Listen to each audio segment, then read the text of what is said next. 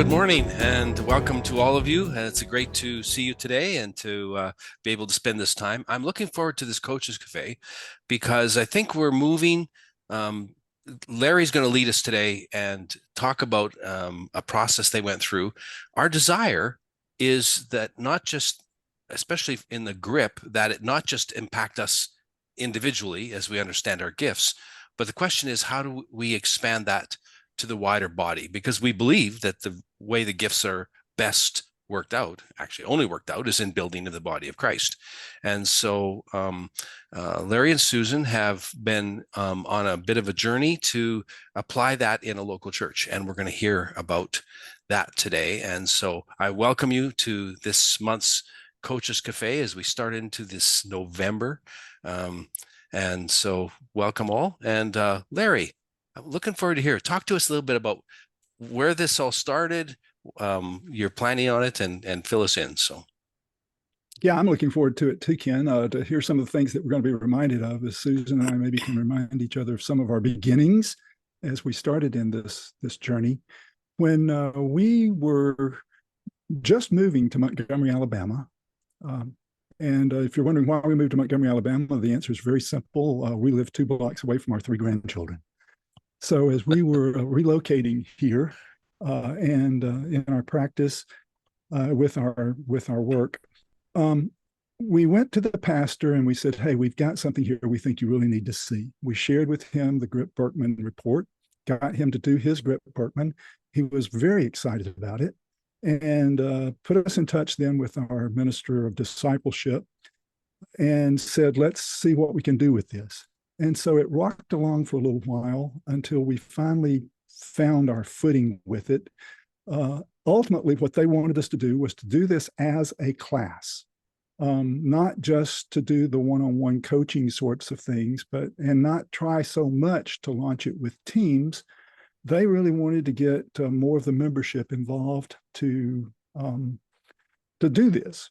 So again, it rocked along for a while. We didn't actually get on the schedule. It took a little while for us then to introduce it to the minister of discipleship and to do some one-on-one discussions with him. And then when he was sold on the idea, and it didn't take long, by the way, then we were able to get on the schedule. We are part of a large church. It's the First Baptist Church of Montgomery. So it is a large church. There's a lot going on. There are always a lot of classes, but this is a traditional kind of church in many ways. They still have Sunday night discipleship classes, and they encourage all the membership to get into some of those classes. They have a lot of children's activities, and so a lot of people come on Sunday night because they're bringing their kids to activities, and it's like, and what am I going to do while I'm here? So they'll get involved in one of the classes. Specifically, the minister of discipleship said, hey, this is going to be a great way for us to integrate new people. And at first we said, well, let's talk about what we mean by new people, because if we mean new believers, well, when they do a gifts assessment, they don't have enough background yet to know what's what. They'll be talking out of their natural self and things that they like. They won't necessarily be talking about their gifts. But we do have a number of people coming to our church who are not new believers. They're coming from other churches, from other backgrounds. We have a large military community here with Maxwell Air Force Base and the War College in Montgomery. We have a lot of internationals coming through, and we have a lot of people who are believers are coming from other churches. And so our minister of discipleship said, wouldn't it be great if we could get a lot of those people to come to this class as they're being introduced to ministry, and then we can talk about where do they need to plug in. So there is a great desire to plug people into ministry, meaningful ministry. And obviously one of our goals would be to have every member involved in some ministry. And you know how challenging that is. And it's challenging whether you're in a small church or a large church. We've in our experience, it's been very much the same. So we mapped out, and as we looked at our GRIP-Birkman training manual, as we looked at what we were giving to coaches, what had we been training to, the first group that we did, we really encouraged them to do the full GRIP-Birkman. and several of them did. But as we moved more and more along with it, what the pastor and the minister of discipleship wanted us to more focus on was the grip for everybody. Let's try to get everybody in the grip. So our rollout plan was going to be, we would try to get everybody to go through the grip. We would try to then get teams to talk about using GRIP-Birkman with their lay leadership, with volunteer leaders. And then perhaps with our professional leaders, we would move to what would be the larger Birkman signature. We would do the larger inventory with them. To be real honest, that's never really played out. It's just been more the emphasis on the grip and what we can do with team building from that. And as you can imagine, a lot of the problem is related to expense. How much are we willing to put to this? And what's going to be the real payback from it. So we're still moving with that. We still have occasionally someone who does want to do the grip, and especially when we're doing team builds, sometimes that comes up, and they'll want to do the Birkman. So the Birkman does come into play sometimes, but by and large, we're talking about promoting grip. And we finally settled on a 7-week class. That way we could go through each of the grips. We could have look at the cultural challenge with the big picture the first week as we're doing the introduction, get people into the enrollment to start doing their assessments the very first week. And then right off the bat, the second week, we talk about gifts definitions. We go through pretty thoroughly all 15 of the gifts to talk about what are those definitions and why are we assessing these 15 and what about other gifts. So we talk a lot about the gift definitions. And then from there, we move on through the rest of the process with team styles, bodybuilding roles, trying to get more feedback from other people with their, here's what I think of you, until the very last week when we talk about how do we pull all this together. We look at integrity of the corners and what does all this say to you? And we get them to share their complete grip profile with the rest of the group. There have been some pitfalls with it, I would say. One of the pitfalls has been, in the beginning, we were asked people to pay for it themselves. We thought they ought to have some skin in the game and they ought to pay for it. That was not a good idea, because getting the payments, getting them to log online, getting them to do the thing, it was just another slowdown for us. And we would go 3-4 weeks and someone still hadn't done it. We had a very few people in the very beginning who did not have access to a computer, and we needed to get them to a computer. It was a little bit surprising to us to discover that there are some people in our world who don't have direct access to a computer. And it's not as easy to get to libraries now as it used to be, and there are no internet cafes, and we didn't have any good stations at the church to ask them. So we might have to loan them our computer, say, hey, come early or stay late for a service, and we'll have our laptop here, and you can do your assessment here with us. We had some people who only had smartphones, and in the beginning, trying to do it with a phone was very challenging. They managed to get through it, but it was a lot more challenging with the phone. So as we went through some of those challenges, we also came to some conclusions. Number one, the church needed to go ahead and budget this, just like we would for some other curriculum that we might be using. This was our curriculum. This was our, what we had instead of a textbook. So we started paying for it. Our minister of discipleship has his credit card, and we have the bill sent to him, and he takes care of the payment for all of them that come through. So whenever we enroll anybody, we simply put the bill goes to him, and he takes care of it. At least we hope he has. We haven't heard anything about any of the bills that haven't been paid. That makes things a lot smoother. And also some simple little things like making sure that we have clear printing of their emails. People will sometimes kind of scribble their email out, and we think we've read it correctly, and we haven't. And then we have to go chase that down when we get a bad email. So we've started being much more careful about that on the very first day that they register. And we repeat it back to them and say, make sure that we've got this right.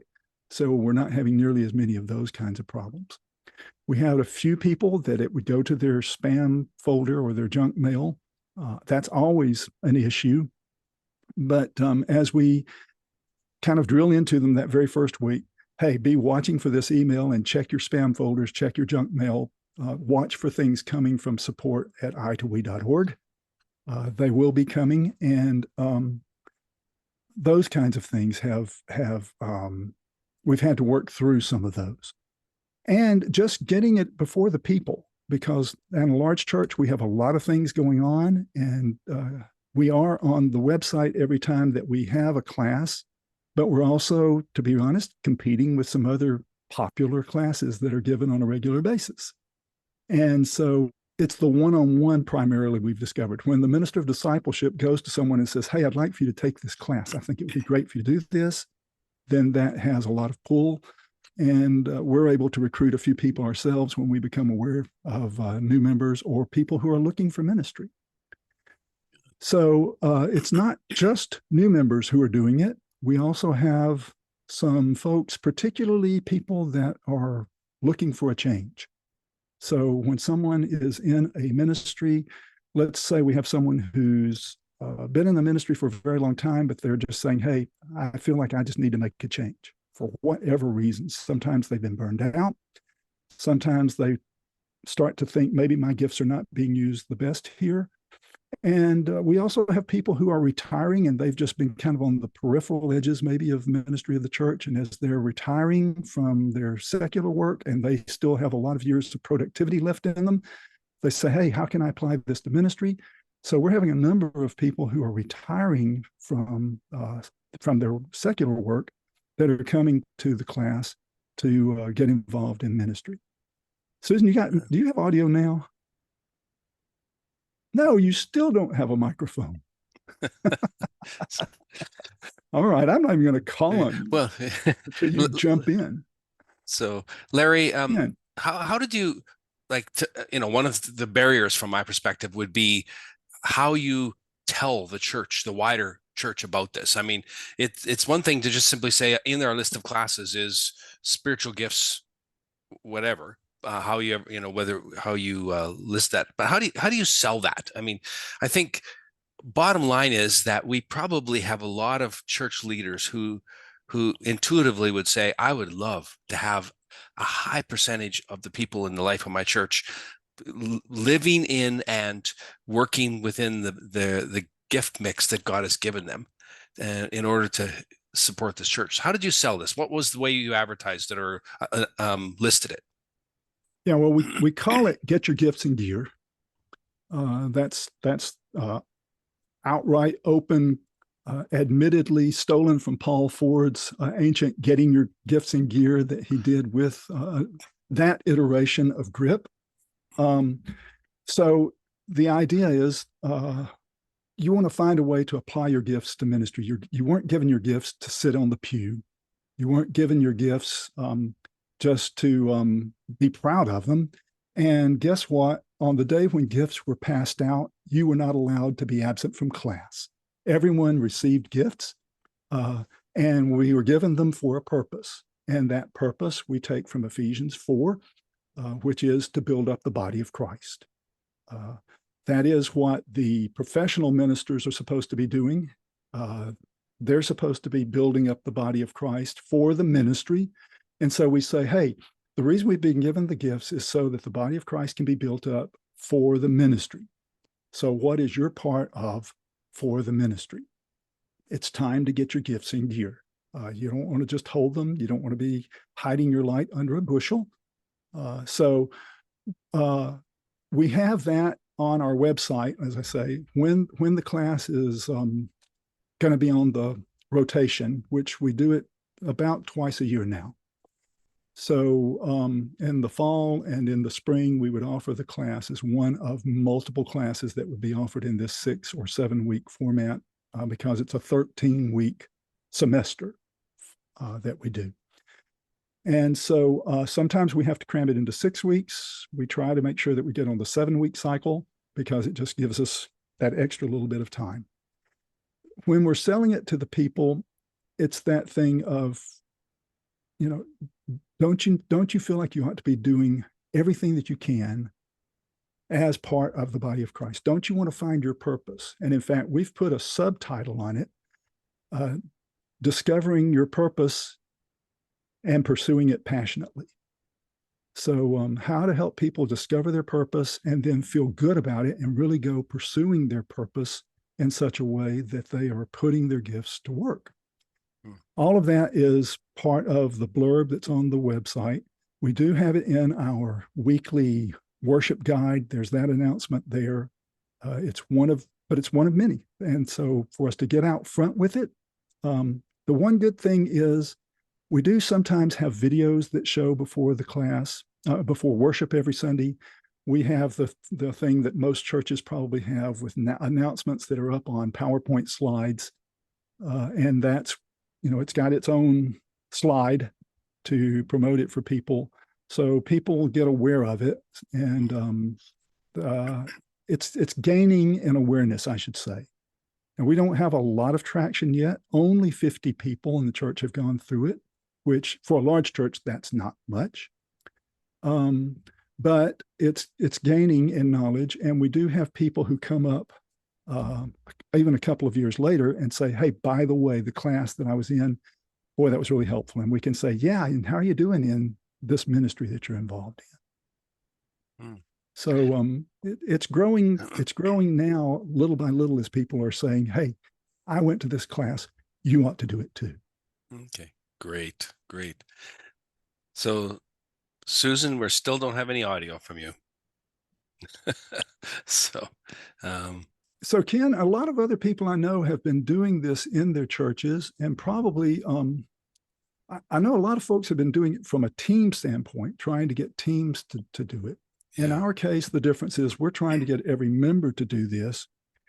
On the one hand, when they are in a class setting, it's just like when you're in coach training, you're in a mock team setting when we're in the class. So we try to get them thinking like team, getting to know each other. Never have we had a class where everybody knew each other coming into the class. There's always some people that they don't know each other. They may know one or two people, or it might be, hi, I remember you from something, but they don't know each other well because it's such a wide variety of people that are coming in. So we try to do some of the team building kinds of things with them, getting them to know each other, which, by the way, is good for the church too, because it is. People get to know each other. And it's like you see them then in our welcome center on a Sunday morning greeting each other because they have had this class together. They've gotten to know each other pretty well with the things that we share in the class. And so that's got another benefit that's coming from that. But we do try to get them thinking like a team so that they can translate this. A lot of people are translating it to the teams that they work with in their secular jobs, not just at church. They're talking about how they're interacting with other people, and it's a chance for us to say, oh, guess what? You don't leave your gifts in the pew on Sunday either when you go to work.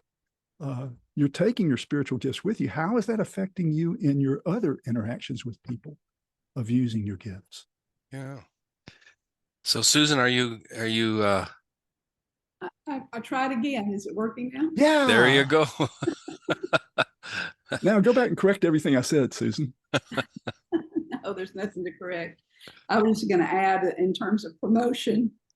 Our church, uses the PowerPoint announcement flashing before the service. And so they always have something there.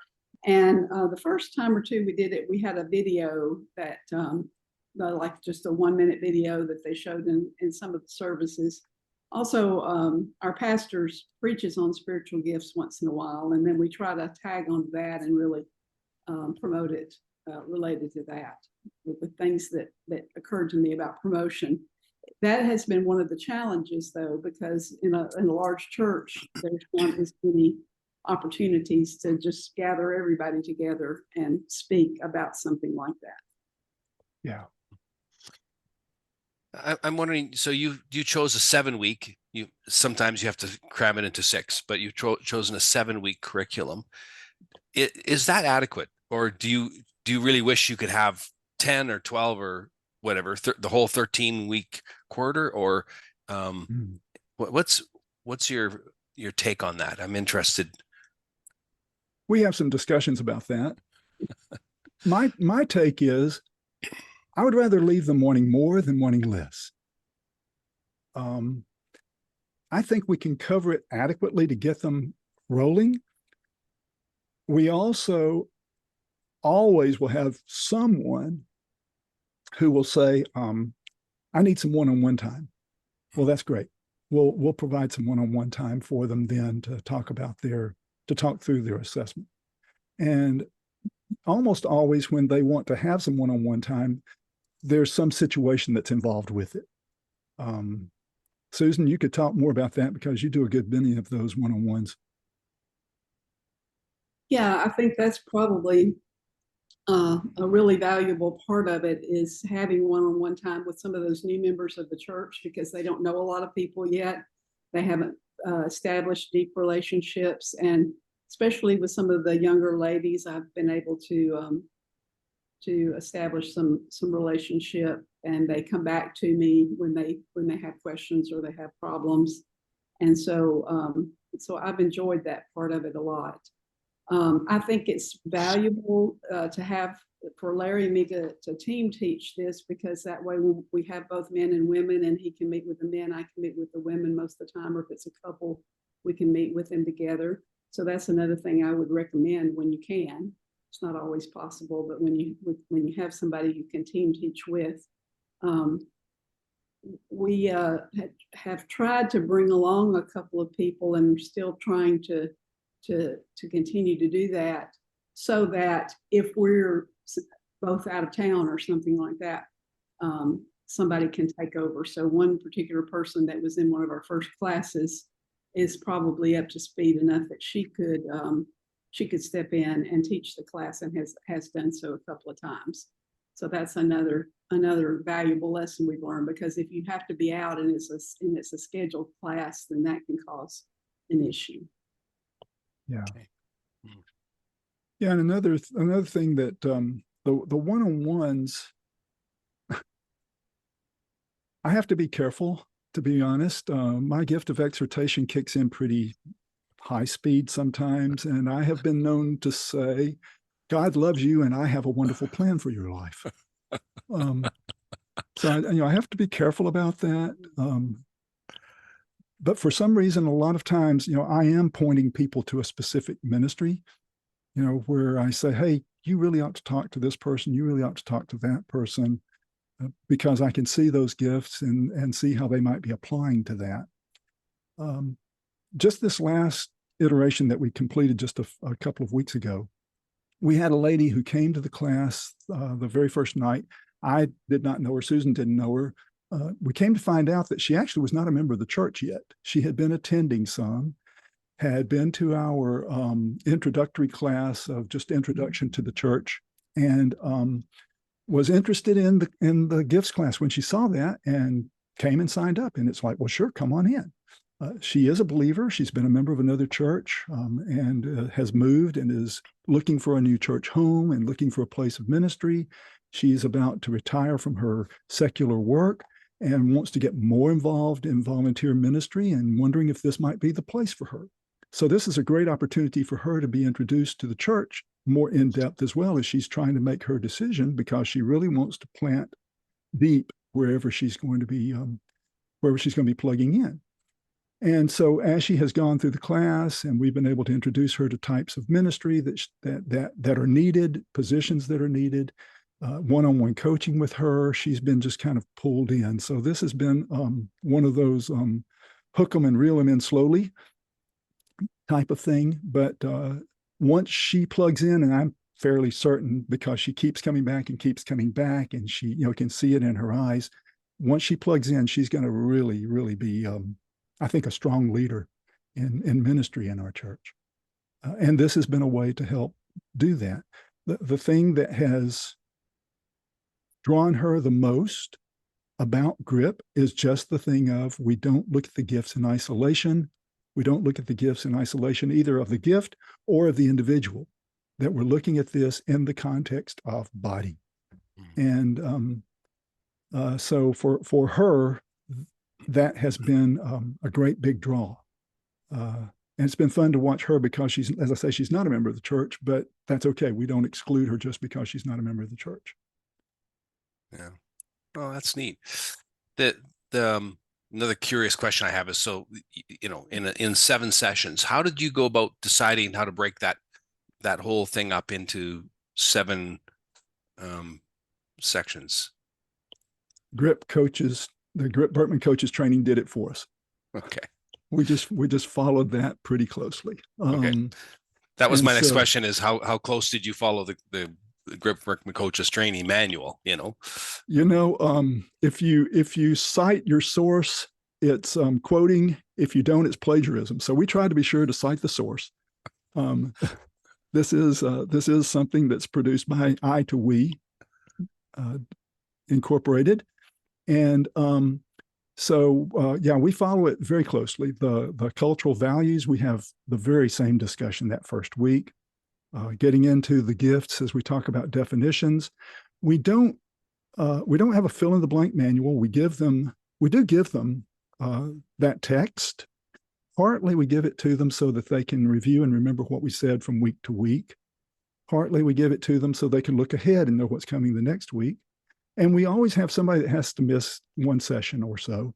And so it's easy for them to keep up with where we were, what we talked about, if we give them this thing in print. So we give them the whole thing at once we print it in color and put it in their hands so that they know this is a serious study, and they have that to look at.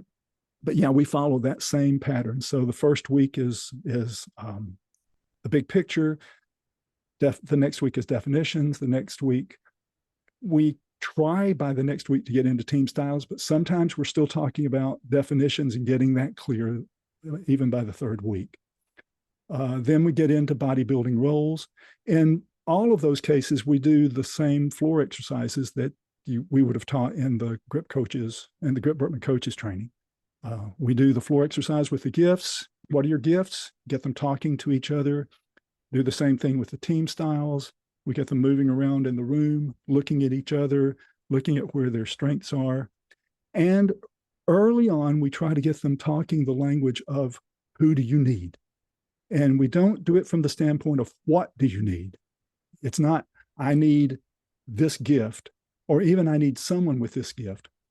Look across the room and see someone else that has that gift and say, I need you. And if no one in the room has that, well, do you know someone who does? Could you give us an illustration?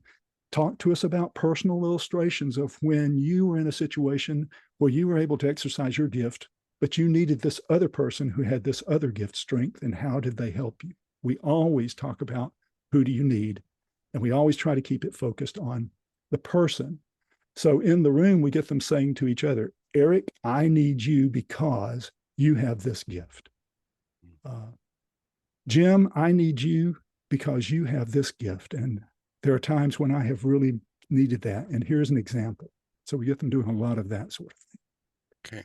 The very last week, we try to have one of our ministers come in to talk about ministry needs. If there's a specific ministry that's got greater needs, we try to make sure we focus on that. And our community ministries, which is benevolence, we have a community ministries center that's a few blocks away from our main church plant. And so they are always looking for volunteers, and they have some ways to plug people in with any gift. So we always have them come promoting things, but then there are always our children's workers, our youth workers, where they'll have other specific needs, other ministries in the church that have special needs. So we can have them come and promote that. Here's what we need, and here are the kind of gifts that would be helpful with that. And then we get people talking one-on-one to them afterwards. So it's almost like a job fair. If we had more people in the class, it would be a jobs fair. Okay. I think one of the things that intrigues me here, and I'm going to open it up for questions just a minute if you any of you have questions, but one of the things that intrigues me is that, at least in my experience, almost all of my GRIP activity is done with existing teams. Mhm. So here's a leadership team, here's a board, here's a staff team, and here's a ministry team that's focused on. And so the idea is, how do we get that team functioning well, and how do they serve each other and make the team better? And often, how do they pray for certain gifts to be exercised in this, because this is the huge need that is not being met right now. So, but this is a different process, because you're actually taking people who aren't necessarily in a team and providing opportunity for them to see themselves fitting in a team. That's an interesting shift in how traditionally, at least my experience of how I've led these kinds of GRIP processes. So, Yeah. And of course, reminding them that we're part of a larger body, and so this is, any team that we're talking about is a part of the body of Christ. And so while we may not be working together right now as team, we are part of the same body that's moving in the same direction. Our church has a slogan: bring them in, build them up, send them out. Every member of the church knows that. It is so deeply ingrained in our DNA that all you got to say is bring them in and somebody else will complete it. Build them up, send them out. Yeah, it's so much a part of our DNA in our church. It's everywhere. And we try to act like we really mean it. So as we are doing things that are to bring new people in, well, what do I do to have a part in that? We have some ministries that are focused on bring them in, and some of those are all hands on deck type events that we have during the year. Vacation Bible School is one of those. Bring kids in, but we're also building those kids up as they're coming in. And we have an annual living Christmas tree. We're one of the few churches that's still willing to pay the insurance for a living Christmas tree, and so there'll be 300 or 400 people that are involved in that, getting it together, or the choir that's singing, the orchestra, all of the behind the scenes people that are, shuffling people through, making sure everybody's in the right place. It's an all hands on deck event. That's a big bring them in. And throughout the year, then we have a lot of following up of how do we do follow up with new people who've come from that to actually bring them into the church and get them involved in that build them up part.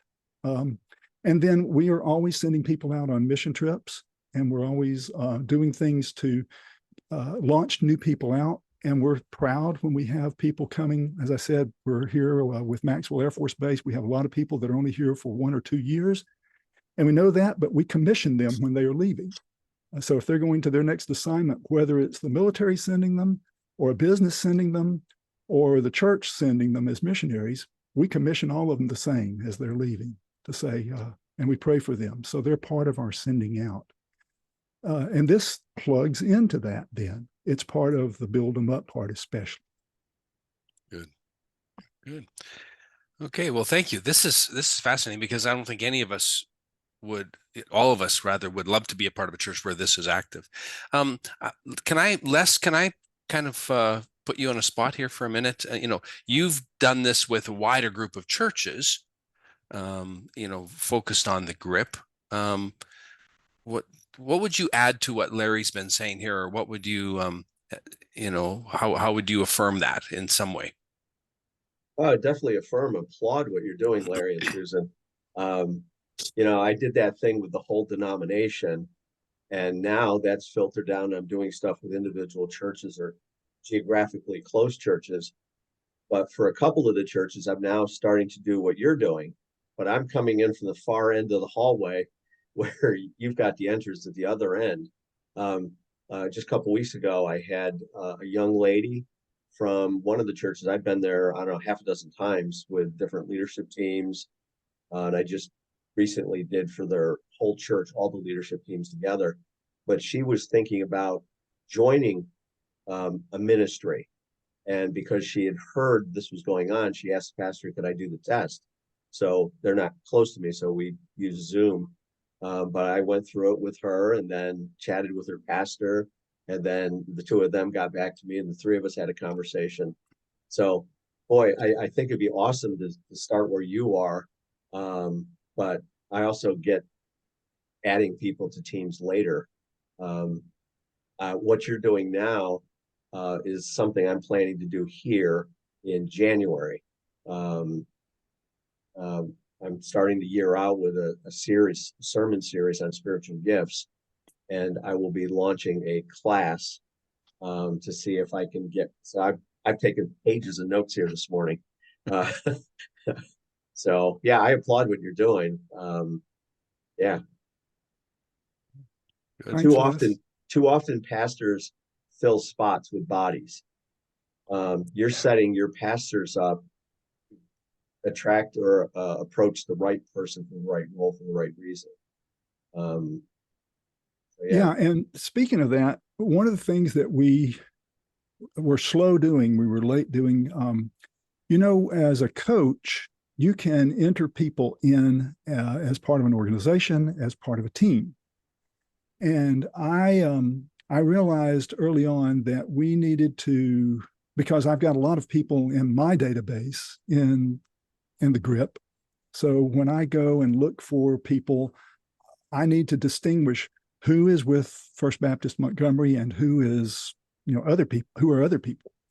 So recently I went through and I said, all right, I'm going to try and search for everybody in the database. This took a while for me to clean it up. But now when we enroll new people, I am careful to make sure that we tag them both as First Baptist Church and organization. But another thing that I've done, and I don't know if this is the best way to do it or not, Ken, but I put everybody in the church in a team, First Baptist Church Montgomery, as a team, not just as the organization. And I do that because then it's easier to search them. Yeah. And we can then put them in other teams. Now, I just ran a report this week for our Minister of Education and discipleship, and I ran the numbers on everybody that's in the database for that team to see what are those gifts, where are those gift combinations. Now, just looking at this group, where do we have strengths and where do we have weaknesses? But more importantly, if you're looking for someone that has some of these gifts, how do we find them? And this is the way now that we can start to look for some of those kinds of people.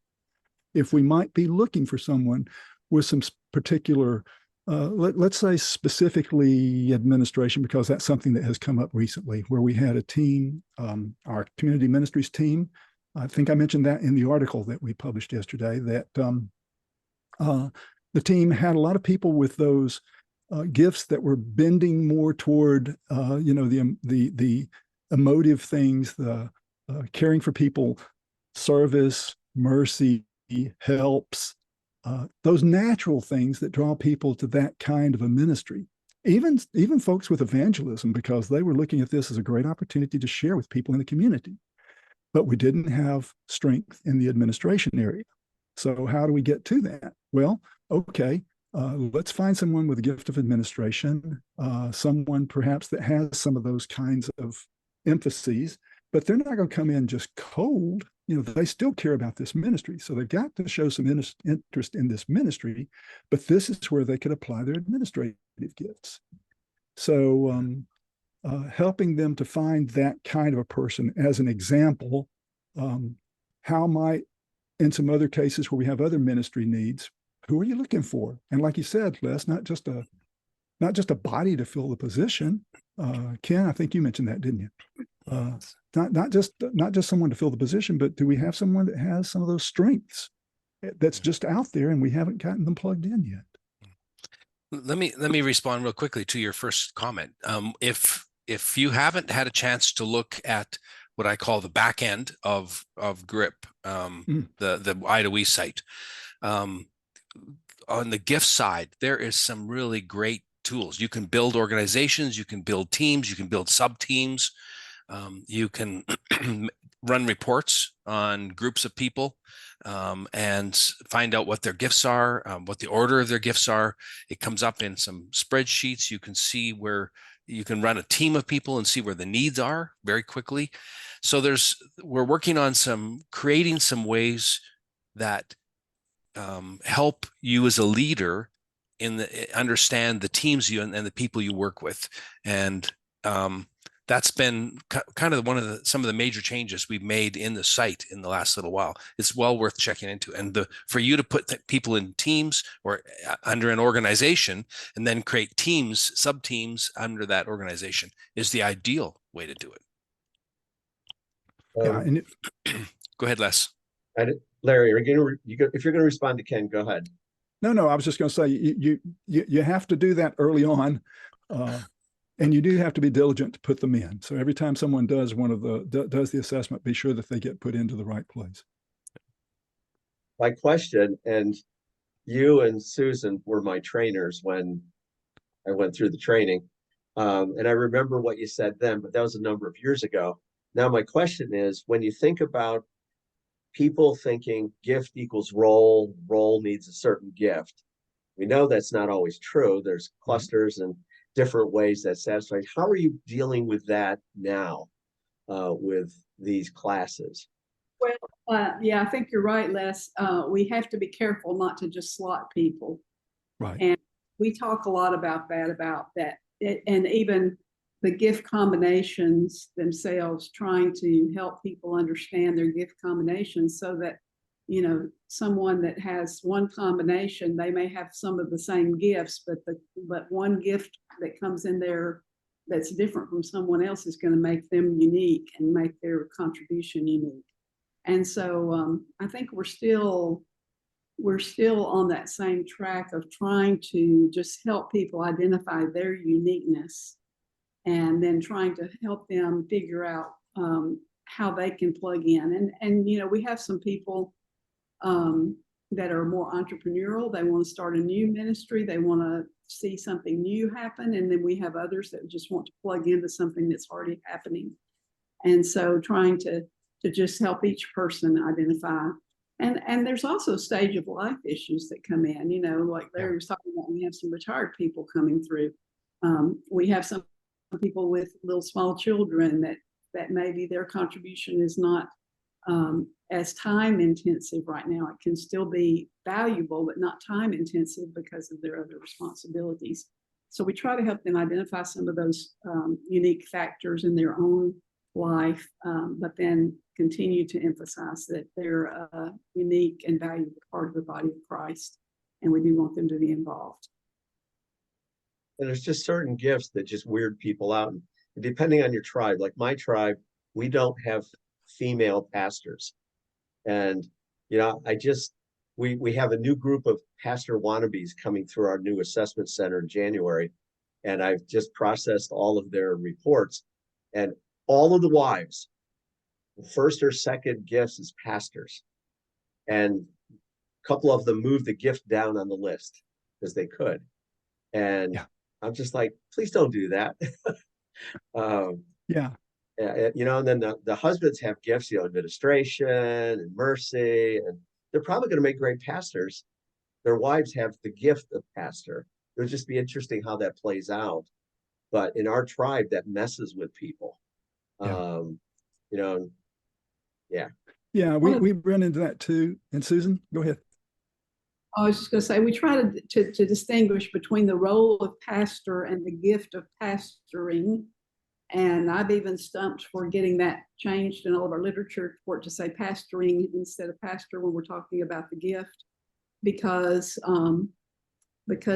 there is a difference. And people don't have to be, just because they have the gift of pastoring, they don't have to be in the role of pastor. They exercise that gift of pastoring, and we equate it with shepherding, to help them shepherd others in the body of Christ, to grow in their faith and to learn and to be effective. And so that gift of pastoring, we always address that when we're talking about that gift, because even if the church or the denomination itself doesn't have that particular bent, there will be somebody in the audience who will have concerns about that. Yeah. Yeah. So we really emphasize the pastoring. We try to make all of the gifts into verbs as best as we can. This is the gift of giving. It is the gift of serving. It is the gift of exhorting. It is the gift of pastoring, and definitely emphasizing the shepherding part. In fact, maybe we ought to change the name to shepherding, because that's what the word really means. It comes out that way in other languages already, but in English, we distinguish between pastor and shepherd a lot of times. But it is the gift of shepherding, and we talk a lot about that definition.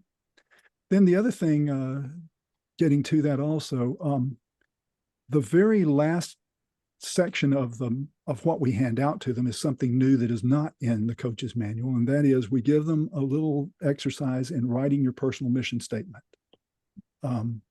If we had more time, and Ken, you asked about, do we really have enough time with 7 weeks? If we had more time, we would probably spend more time on that, helping them to really struggle through and write a concise personal mission statement.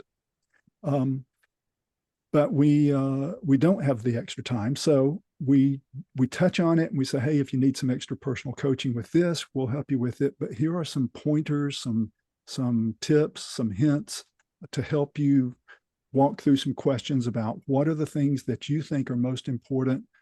What do you feel like your life really needs to be focused on? How do you write a personal mission statement? And we give them a few illustrations of personal mission statements to go off of. We give them a few resources that they can go to, some links of places that they can go and work on that. And it's kind of a mixed bag, but we do have some people that, particularly those people that are coming to halftime, as Bob Buford puts it, and we'll point some of them to that book, by the way, the Halftime book with Bob Buford, to talk about what is this next stage of life looking like for you? How do you define that purpose? And it's, like I said, it's a mixed bag, but a lot of people are seeming to be helped by that. Would you be willing to share that material you used in that last session? Yeah, sure. In fact, it's the article that we sent you has a couple of links in it right now for where to download the materials that we use. There are 3 files in that, 3 PDF files there. One is the manual, so it's in that format that you can use, and you're welcome to reproduce that. The others, one is the gifts, and the gifts with classifications of equipping or supporting, and the other has team styles and bodybuilding roles. For all of those are for the floor exercises. So those 3 files are in the links that are in the article. Well, I'd be curious, Les, you've shared some with us about what's going on in your church, but if anybody else has anything else anything to share about ways that you've been able to use this in your church, and maybe other ideas about how to use the GRIP for building up the body of Christ. I've actually used it with the new church that we've been going to, because the pastor had heard about the GRIP-Birkman, and he took the assessment before he took the pastoring role. And so I did use it with their leadership team. And one of the reasons why I wanted to be part of this cafe was to figure out what would be the next steps with him, like, and helping with the church. And so I just want to say you guys have given me some really good ideas on how to move forward with getting, the GRIP-Birkman in there, or just possibly the GRIP. I think that's a wonderful idea. So, and with the new discerning that IDOE has come out with, I was thinking about taking that to the pastor and saying, hey, we ran through this. This is some new stuff that they've put out, and would you be interested in doing this and being my guinea pigs on training? Then that way, it's not just hopefully helping them, but helping me also. Yeah. So, and they were really thankful that we did go through with them. I will say we didn't get to go through the Birkman, and I really wish I would have put a stronger emphasis on going through the Birkman before we went through just their spiritual gifts and the team styles. So But that was like a couple years ago.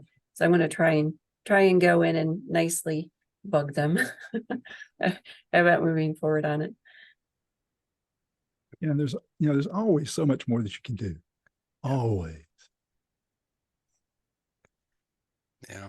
So, yeah, thanks, Larry, for including those links in the in your article, because I think there's really a great possibility.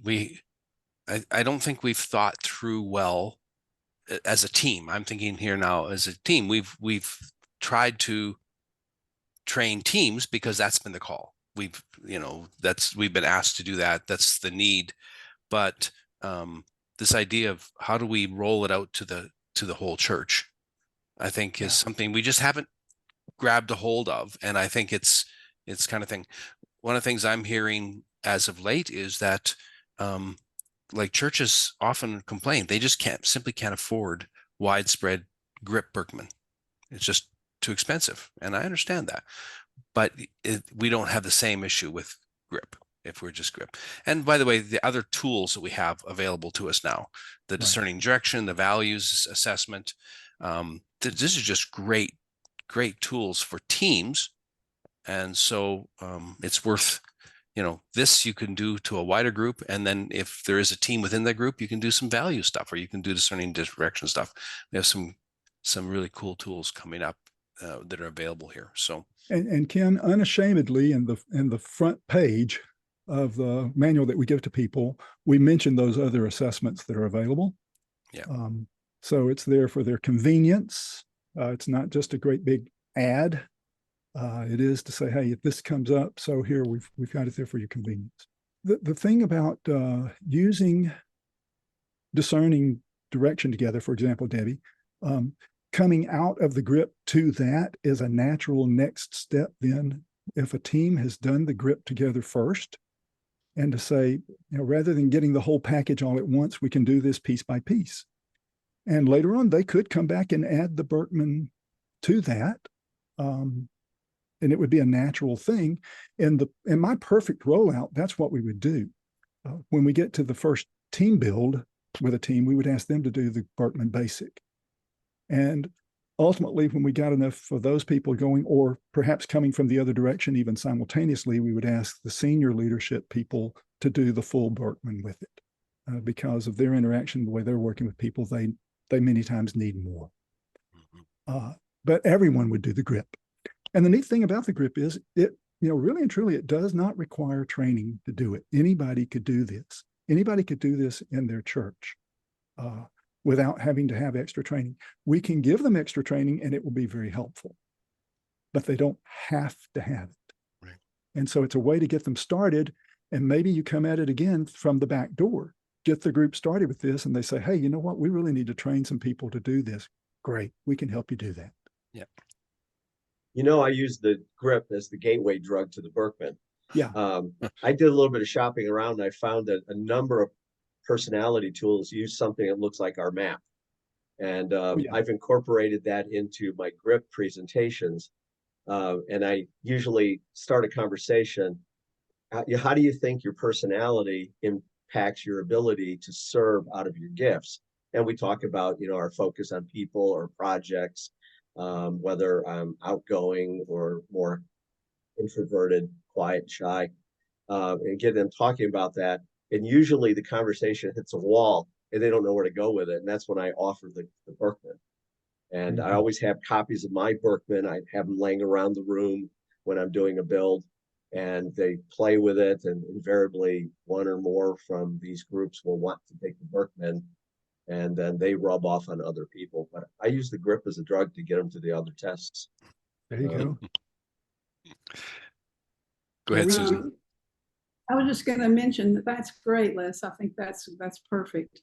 But I was going to mention, just timing wise, one thing that we've talked about as an alternative to doing 7 weeks is doing either an all-day Saturday or 2 half days, or a Friday night and a Saturday, and doing it in a more intensive format for people that because I don't know about you guys in your church, but it's hard to get people to come to something 7 weeks in a row anymore. It's just the culture we live in. So we've talked about that as an alternative. One or two of the groups that we did, we actually offered the Birkman, a Birkman team build as a Saturday at the end of the 7-week session for those that wanted it. And so that goes along with what you said, Les, to try to bring that in. And even though the people aren't in team, they can still benefit. And then when they do join a team, then they can encourage the team that they've joined to go through this together. Good. Yeah, and I'm thinking like those 4 or 5 people that were in the very first one that we did on we did that one on a Sunday afternoon, as a matter of fact. So at the very close of the morning worship service, we were locked in. We had lunch for them, and then we did like it ended up being like 3 hours, I guess, that we had to do primarily the floor exercise with the Birkman map, and we did get to the dotted diamond then as a result of that, to say how do those two combine. And I'm thinking about those 4 people that were in that particular team build. They come into each other's comment, into each other's circles with other things that they're involved in. So sometimes they are involved in them, maybe not in a specific team for a long period of time, but they're part of the same church. And so they still intersect a lot in ministry. Good. So, well, Ken, we're at the top of the hour again. We are. Yeah, that went too fast. So anyway, well, thank you very much for leading us here on this, Larry and Susan. I think this is a great way for us to think about how the GRIP can impact the life and ministry of the church. And so just want to say thanks to all who you've joined us. And this will be posted on the internet soon, as well as a podcast. You can listen to this.